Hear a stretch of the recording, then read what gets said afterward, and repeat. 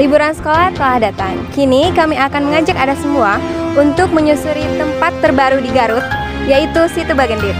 Pemandangan dari danau alami dan tempat-tempat instagramable akan memanjakan mata dan juga menjadi liburan yang tak terlupakan. Seperti apa keseruannya? Kami hadirkan dalam pesona wisata di Kota Garut bersama Wulan Suci Pandeni Dewi dan Yasmin Nabila Putri.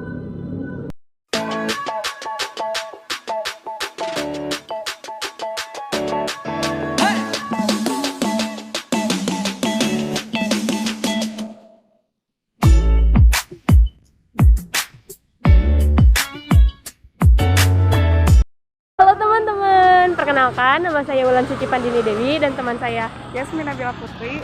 Sekarang kita lagi berada di kawasan wisata Situ Bagendit yang tepatnya ada di daerah Banyuresmi, Kabupaten Garut. Kita lihat yuk di dalam sana ada apa, ikutin keseruan kita yuk. Hai pemirsa di rumah, siapa nih yang weekend menjelang akhir liburan masih bingung mau mengakhiri liburannya kemana? Oke, kali ini Wulan dan Yasmin akan mengajak pemirsa di rumah untuk mengeksplor wisata Situ Bagendit yang berada di Jalan Sukamukti, Banyuresmi, Garut, Jawa Barat. Ingin tahu keseruannya? Stay tune terus di video kali ini.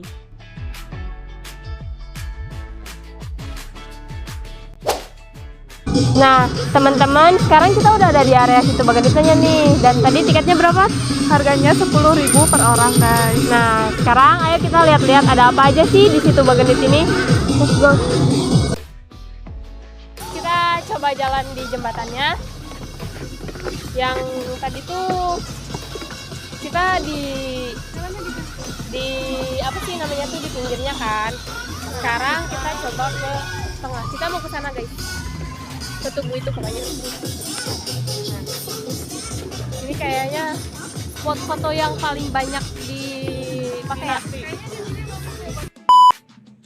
FYI, pemirsa di rumah, Situ Bagendit akan dibuat menjadi objek wisata kelas dunia. Setelah diperbaiki hampir setahun, objek wisata Situ Bagendit di Kabupaten Garut akhirnya rampung direnovasi. Objek wisata yang kini berubah menjadi lebih fresh dan fotogenik, Situ Bagendit ini memiliki luas sekitar 124 hektar. Objek wisata Situ Bagendit kini terbagi ke dalam 3 bagian, yakni Bagendit 1, Bagendit 2, dan Bagendit 3. Oke guys, sekarang kita udah ada di gazebo yang ada di Situ Bagendit. Ayo kita masuk guys.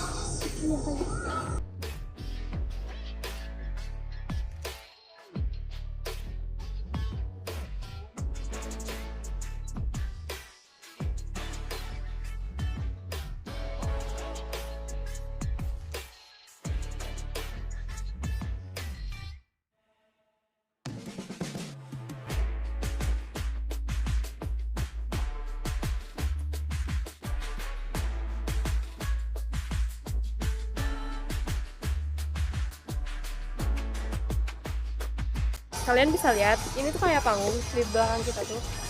Kita nggak tahu ya, di sini emang suka ada pertunjukan apa atau emang cuma buat apa ya namanya, cuma buat hiasan doang. Kita nggak tahu. Tapi buat ya, karena sejauh ini info-info yang kita dapat, kita belum pernah tahu tuh kalau ada misal ada festival atau ada yang suka nyanyi di sini, kita nggak tahu. Tapi ini tempatnya itu kayak auditorium gitu loh guys. Gitu guys, yuk kita lanjut lagi di spot selanjutnya. Thank you.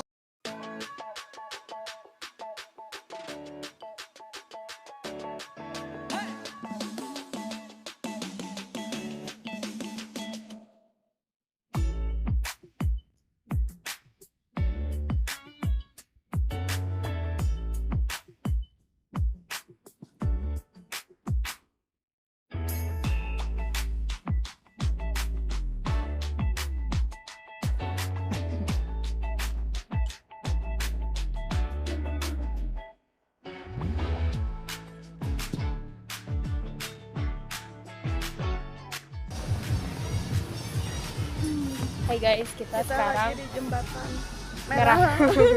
Kita sekarang mau ke tempat yang paling tinggi yang kita mungkin kemungkinan bisa lihat situnya lebih jelas Ya. kalau di atas. Di sana juga kita sekalian mau cerita nih asal usul situ Bagendit ini. Yuk ikutin kita terus. Lumayan rada agak jauh dan lumayan agak ramai juga. Makin siang. Ada kuda. Ada kuda guys. Nanti kita naik kuda ya. Tungguin, kita bakal explore semuanya. Kita bakal naik wahana yang ada di sini. Betul. Kuliner juga. Tapi itu ini emang bagus banget guys buat foto-foto gitu. Dan bagusnya hari ini tuh lagi cerah.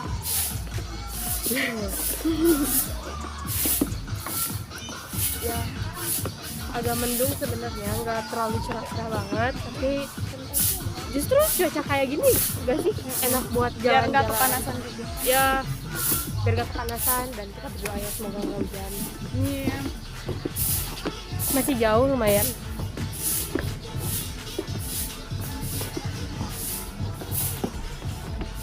Ini juga di situnya tuh ada teratai gitu guys, liatin. Ya. Kelihatan gak sih? Kelihatan ya. Kelihatan ya. Dan kayaknya kita buat sampai di atas gitu harus antri gak sih? Iya, nggak boleh nyampe gitu guys. Jadi kayak Harus teratur. ada udang-udang juga, kamu naik ada udang. Explore kita itu belum sampai di sini, masih banyak. Masih panjang jembatan ini juga masih panjang. Ini gede banget guys, ternyata. Gede. Buat harga 10.000 bagus sih ya. Ya. Foto-foto bisa kenyang. Tapi kalian kalau nggak mau capek ya pakai sepatu roda aja biar. Tadi juga ada yang bersepeda ya di dalam. Iya. Bisa naik sepeda gitu. Oke. Kayaknya gitu deh. Itu yang tadi guys. Igo. Kelihatan kan? Itu yang tadi kita yang kayak auditorium gitu. Oh, di sini kuliner. Oh ini ada food court juga guys. Nanti kita review satu-satu. Karena kita suka makan. Backlight ya. Ini keren sih guys. Dan ini beruntungnya tuh kita datangnya weekdays gitu. Jadi nggak terlalu banyak orang. Nggak Yes. pusing juga. Dan ini tempatnya emang benar-benar estetik, pantesan banyak yang datang. Dan buat tiket segitu itu murah banget guys. Murah. Oke. Kita mau naik. Nah, pemirsa, banyak wahana yang bisa kita mainkan dan sewa, serta tempat yang fotogenik untuk bersuah foto. Seperti tempat yang satu ini, mungkin kalian akan betah untuk berfoto-foto di sini.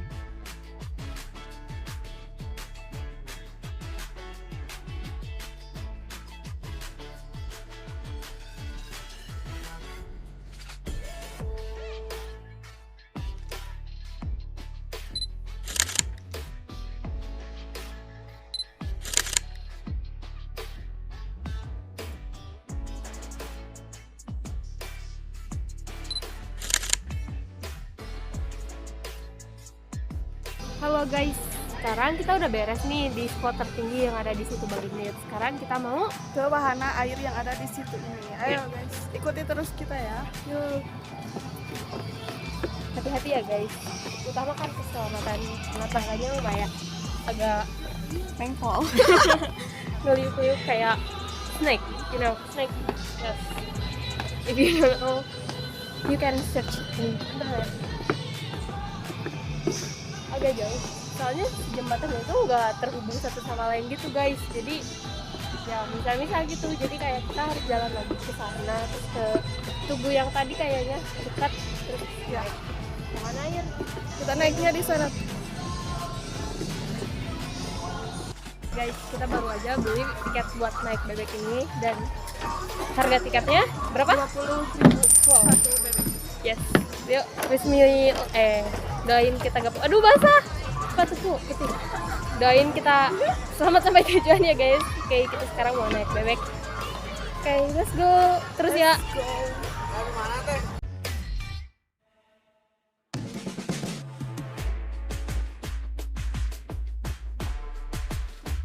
Ya guys, jadi sebenarnya di sini tuh ada ceritanya nih. Kenapa dinamain Situ Bagendit? Dan para pengunjung ke sini tuh selain tiketnya murah, terus kayak emang indah banget, mereka juga kayak penasaran sama cerita legenda yang Ada di sini. yang ada di Situ Bagendit ini. Jadi aku ceritain dikit ya, ringkasnya aja deh biar nggak kelamaan. Jadi waktu dulu itu ada nih namanya Nyai Endit, nama aslinya tuh Nyai Bagendit. Dia itu seorang janda yang kaya karena harta peninggalan almarhum suaminya ya. Suaminya meninggalkan harta yang banyak gitu buat dia. Dan dia tuh sombong banget gitu, kayak dia tuh suka pamer sana sini sama warga-warga yang dulu itu relatif miskin gitu. Bukan miskin ya, kayak kekurangan lah. Nanti kalau udah tidur lah, terus kayak dia tuh nggak suka bagi-bagi. Terus kalau warga minjem uang sama dia tuh bunganya itu berkali-kali lipat, sampai kan akhirnya si warga itu nggak bisa bayar hutangnya. Nah si Nyi Endit ini kayak dengan teganya merampas harta yang ada, kayak rumahnya gitu. Kadang juga dia tuh pakai bodyguard atau kayak apa ya, orang-orang suruhan dia buat nagih secara paksa gitu buat si Nyi Endit. Iya benar. Terus ya satu saat ada kakek-kakek nih, dia tuh kayak pengemis. Dia tuh cuma minta air sama beliau, tapi beliau kayak marah-marah. Terus kayak gak mau ngasih segelas air itu, kayak dia tuh mengumpati si kakek-kakek itu. Dan akhirnya si kakek-kakek itu bilang kalau nanti dia bakal kena balasannya, kayak bakal dikasih pelajaran lah sama si kakek-kakek itu. Kakek-kakek itu tuh nancepin tongkat gitu di depan halaman rumahnya si Nyi Endit. Dan pas dicabut itu tongkatnya itu mengeluarkan air gitu guys dari bawah tanahnya itu. Warga yang ada di kampung itu sontak panik dong ya, tahu ada air yang keluar segitu banyaknya. Dan si Nyi Endit ini sendiri sadar-sadar pas udah rumahnya itu hampir tenggelam gitu, udah terendam setengahnya sama air. Dan dia itu buru-buru lah bawa kotak-kotak perhiasan dia, barang-barang berharga dia, tapi telat gitu. Dia tuh coba minta tolong tapi nggak ada satupun warga yang nolong dia ya. Itu mungkin karmanya dia. Dan akhirnya terciptalah legenda Situ Bagendit. Pas banget guys, kita beres cerita dan kita udah ada di tengah-tengah. Oh ya guys, kita sekarang ditemenin sama videographer kita. Oh ya guys, konon katanya juga di bawah danau ini, kita lagi di danau ya, lagi di tengah-tengahnya gitu. Oh, ya kelihatannya kita ini udah di tengah-tengah banget. Katanya itu di bawahnya itu ada lintah yang besar banget. Dan itu kalau menurut mitos katanya itu perwujudan dari Nyi Endit itu sendiri. Dan ini emang gede banget guys. Gak heran ya, ini kan katanya kalau dari mitos tuh bekas apa sih namanya, bekas kampung kan, kayak gede banget. Capek nggak guys kalian? capek. Mungkin harusnya tadi tuh ngambilnya yang rakit kali ya. Kalau yang rakit kita disupirin. Iya, kan disopirin gitu. Tapi beda gak sih harganya? Iya, Kayaknya iya sih. guys. Dan poin plus yang bisa kalian nikmati secara enjoy di sini itu semuanya ramah, dari staff. Jadi kayak udah kenal gitu ya? Ya, kayak mereka tidak mengambil keuntungan dari kita yang notabene dari luar Garut gitu. Biasanya kan ada di beberapa 1, 2, 3 wisata tuh kayak kalau orang luar tuh dimahalin, di sini enggak guys. Dan ini tadi kita kira 40 atau 30 ya, ternyata cuma 20.000 guys. Dan bisa bertiga. Oke guys. Oh ya guys, ada informasi juga kalau Danau Situ Bagendit ini telah memecahkan rekor muri pemasok benih terbanyak sebanyak 7,6 juta di Indonesia. Oke guys, sekarang kita udah sampai di depan Tugu Cukur yang ada di Situ Bagendit. Dan ini tuh baru kemarin-kemarin diresmikan secara resmi oleh Bapak Presiden Joko Widodo dan juga Bapak Gubernur Jawa Barat Ridwan Kamil. Profesi juru cukur di Garut muncul di era 1920-an. Adalah Idi, kakek buyut Ali, yang memulainya. Idi adalah juru cukur orang Belanda yang berada di sekitar Garut. Idi kemudian mengajarkan keahliannya kepada adik-adiknya. Jadilah keluarganya dikenal sebagai tukang cukur. Hanya saja, kata Ali, ketika itu tukang cukur tidak untuk orang pribumi. Hanya orang-orang Belanda lah yang menggunakan jasa tukang cukur. Puncak persebarannya terjadi di era D1-TII, Kartosuwiryo, bapak warga Garut yang ketakutan dan memilih mengungsi ke berbagai daerah di Jawa Barat. Meninggalkan harta bendanya di kampung halaman, untunglah mereka memiliki keahlian mencukur. Keahlian itu yang akhirnya digunakan untuk bertahan hidup selama di pengungsian. Tapi ternyata mereka bertahan dan mewariskan keahliannya itu ke anak cucu mereka. Di Garut, tradisi mewariskan keahlian memangkas rambut di Garut masih bertahan hingga saat ini. Para pemuda tertarik menguasai keahlian ini karena mendengar kisah sukses para pemangkas rambut yang merantau ke luar daerah. Ini dari mana gitu? Saya dari Majelis Taklim Pengajian Al-Huda gitu. Berapa kali? Udah beberapa kali ya. Kesini lagi. Ya, gitu paket sejuk, hemat, paket hemat lah gitu. Dekat deh ya. Dekat hemat. Indah. Dari Bandung. Saya ingin tanya lah, dari sekian banyak wisata di Garut ini, kenapa Bapak milihnya Situ Bagendit? Yang pertama tadi sebenarnya nggak sengaja ngelewat ke sini. Yang keduanya sudah melihat di medsos, jadi bagus banget ini Situ Bagendit. Jadi ya sekalian lewat lah. Banyak sih yang lainnya, saya lihat sih di medsos lagi banyak banget di Garut. Macam-macam ya. Menurut Bapak, dengan harga tiket segitu, worth it nggak? Wah, Terus Bapak pengen ngerekomendasiin nggak ke orang-orang yang Iya. di Bandung? enak. Enak. Cuman mungkin yang perlu dianeh aja kali ya. Masih kurang ya Pak? Mungkin kesadaran orang-orangnya sih, bukan petugasnya, harusnya yang datang-datangnya sih yang harus menjaga. Iya Pak. Nah, teman-teman di rumah, jangan lupa ya kalau misalkan kalian ke tempat wisata seperti ini, jangan lupa untuk selalu menjaga kebersihan.